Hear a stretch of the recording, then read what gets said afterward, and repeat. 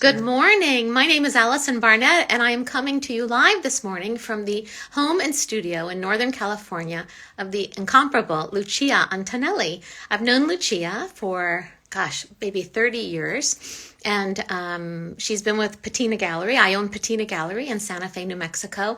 She's been with the gallery nearly, at least 20 years. And Lucia has the most amazing home and studio here in Northern California. I'm finally here, and I just want to share with everyone the world that Lucia lives in, which is eclectic and wonderful with just collections from all over the world. So I'm just going to turn the camera so everyone can meet Lucia. Hi, Lucia. Hi. Hi. I'm so glad to be with you in your studio. I am so touched and moved that you are in my personal world. It just makes my heart sing. I'm so happy. So happy. So tell our viewers a little bit about yourself and your wonderful. I'm going to maybe take a little tour of your studio while you're talking.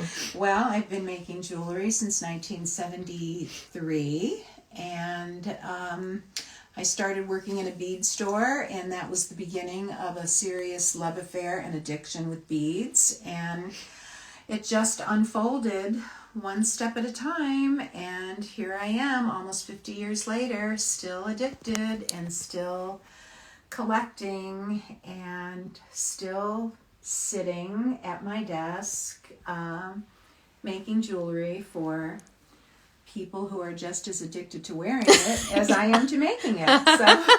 So this is your wonderful desk where you're creating these fantastic creations. And it's clean at the moment, and it's orderly. I love it. I love it. And one of the things that I love about what you are doing and the beads that you're using are these very specific antique brass beads from old beaded handbags, right? From the turn of the last century. Right. And you have drawers and drawers and drawers of them. And I know that you also love to incorporate some of your own. These are beautiful Tahitian pearls. And this piece you just made in your downstairs studio with rutilated quartz. You're trying to have more fun with doing your own metalwork. Right. Right. Yeah. And yeah, I think and design in my mind with beads. I don't think in metal, so metalwork is more challenging for me. But I'm always very satisfied after I actually accomplish a piece. Of course. And well, over the years, some of my favorite work of yours is work using old ethnographic elements. Like if I turn the camera on myself just for a second, this is an old piece that you did. It's an American silversmith from the early 1900s, and I'm sorry I can't remember his name, but the sterling silver snake is half of a belt buckle. The other half was the same image, but it was facing the head of this snake, so they were face to face, and it was a belt buckle of some sort. And you back it traditionally with the leather. Because all the beads that are around the snake are hand sewn, 6 beads at a time. With the lazy stitch around it. Yeah, and there's several rows. And And then the braided, and I love this subtle variation in the color of the beads. They're brass, but some have like a silver wash. Well, there's cut steel and brass combination of beads. Look at this masterpiece. Well, can we look in your fabulous drawers? We sure can. Let's look in those fabulous drawers. So let's turn the camera. Over here. Yes.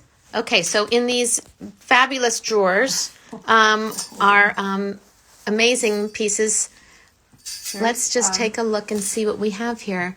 So all the collections of the antique French brass beads.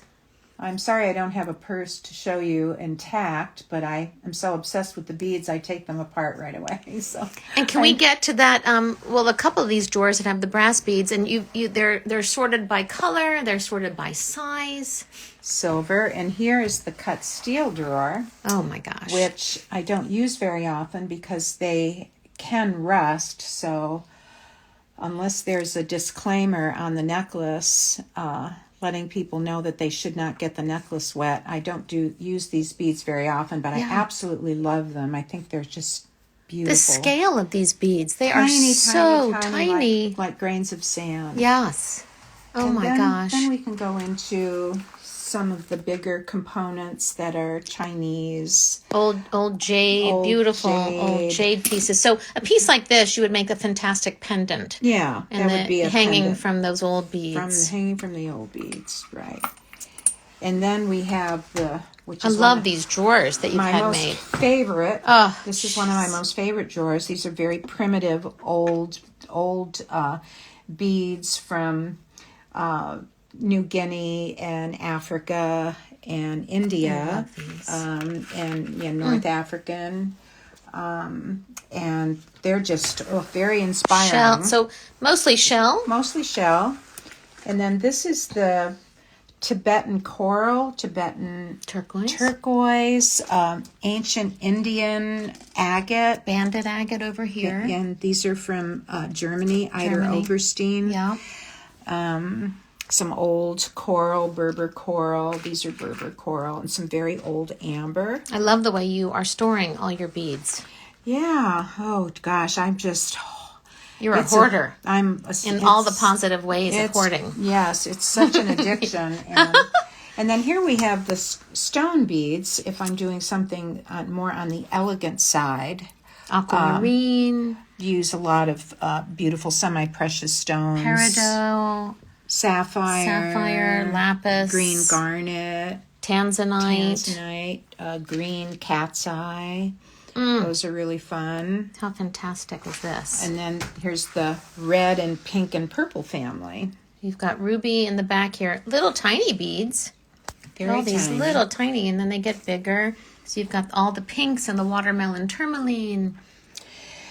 Yes, and when I open a drawer, it's kind of overwhelming because I see so many necklaces already made in my head, and sometimes it's difficult to know where to start.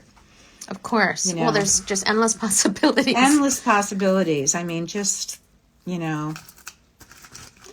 shopping is challenging for me, and that's why I never go to the Tucson Gem and Mineral Show because... Yes. You'd go mad. I would plunge myself into serious debt, and because I'm the only person making the jewelry, I would be sitting on so much product that I would feel an overwhelming sense of guilt for so much therapy. money. I would need therapy. Well, we wouldn't mind, you just making more fantastic work using all of these gemstones. I don't really need. Oh my gosh, I don't need to buy another bead in my life, but I also can't help it. Yes. Too. And here's a really old piece. What is this?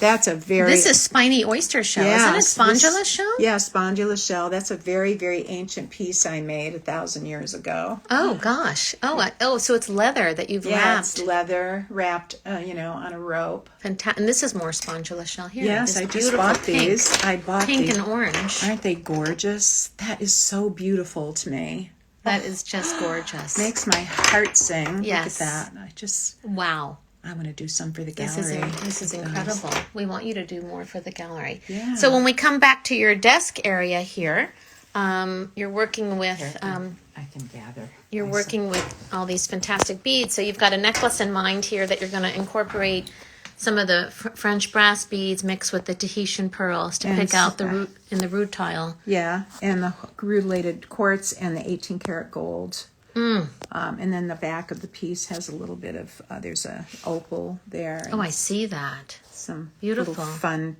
texture that only the owner will see. Yeah, but they could, of course, wear it on that side. I suppose they could. But you want to make some pieces for patina with these ancient... This will be for patina. I might do these beautiful saltwater pearls with it. I don't know. I'll just start and see where it takes me. Yes. I don't feel like I'm in very much control over what I create. I feel like the materials sort of guide me along the path, and I never know what's going to show up. It's always a mystery. Well, for me, in the 30 years of knowing you and selling your work, I'm really drawn always to the ethnographic, quality of what you do, and these fantastic, ancient silver. This is a new piece. Old pieces. I bought this is from Africa. Africa, yeah. Yeah, I just bought this recently. And I'm looking at what you have on, just layers. That's the fun thing about your work, is just the layering of all the elements, and some wonderful old gold pieces. But these fantastic old beads, some of them are from Ethiopia, and the way you do beading, unlike, I mean, you've been beading since the 70s, and you've come up with your own way of beading. It's not you're not your typical beater, as I would say. It's the way you finish your pieces that is so masterful. I'm completely self-taught, and through trial and error, I've learned how to finish my pieces so that they look really clean, and there's no crimp beads or anything showing. I love that you don't use the crimp beads. Try to be as to make them really worthy of what I feel they're worth monetarily. Yeah, I mean, these are high quality. And pricing is very challenging for me. Yeah, Of course. Well, you make them with such love and such intention and devotion to the material. But for me, it's all of that, but it's also how you finish your pieces, which is nothing. There's nothing typical about anything that you do. It's just working sort of against the grain, and they're just wonderful and wondrous. Well, I taught classes for nearly 30 years, and the students that came for my classes wanted to learn finishing work, how to finish a piece so that it looks really clean, and ready to wear with no superfluous, knots and things showing. So, that's probably my expertise in terms of sharing my knowledge. Well, when I turn this piece, onto what I have on, I mean, it's just about the beads. Yeah. And it's just this beautiful grace in the way that the pieces fall.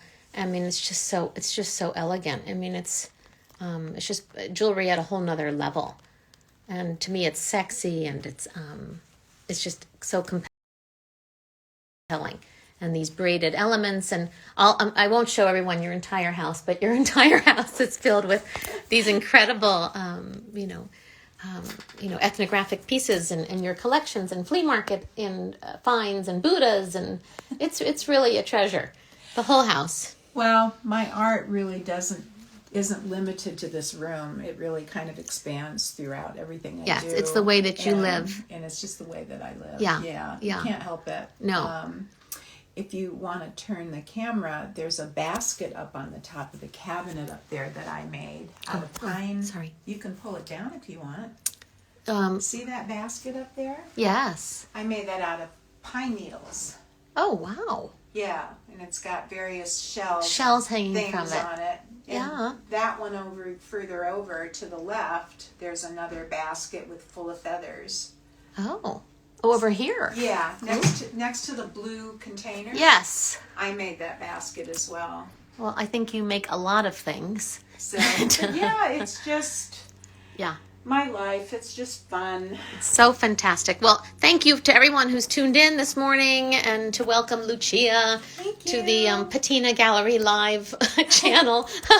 And it's a great gift to be here with you after knowing you for so long, and always wanting to come out to the studio. Well, the gift is mutual, and it goes both ways. So thank you. Thank you so much.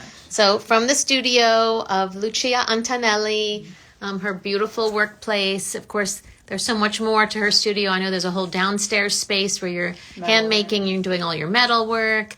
But from the bead point of view, this is the space where the magic happens. And anyway, thank you to everyone who tuned in this morning to see and meet Lucia Antonelli, who we just adore here at Patina Gallery in Santa Fe, New Mexico.